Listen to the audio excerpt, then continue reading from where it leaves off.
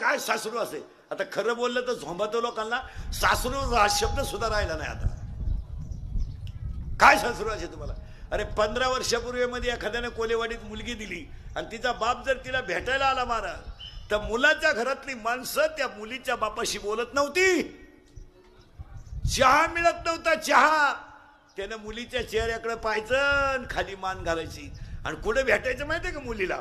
घास कापताना, शेण भरताना, गहू खुरपताना. त्या मुलीनं 2 मिनिटं बापाशी बोलायचं. बापानं कोपरीच्या खिशात हात घालायचा.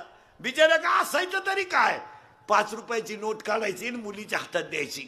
पण गळ्यातलं उपारणं डोळ्याला लावायचं. का काय माझ्या मुलीचे हाल आहेत. रस्त्यानं जायचं आणि एकटा बाबळी खाली बसायचा आणि 15 मिनिटं बाप रडायचा.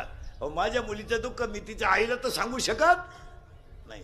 आज काय, अरे आज त्या बापाला चहा मिळत नव्हता.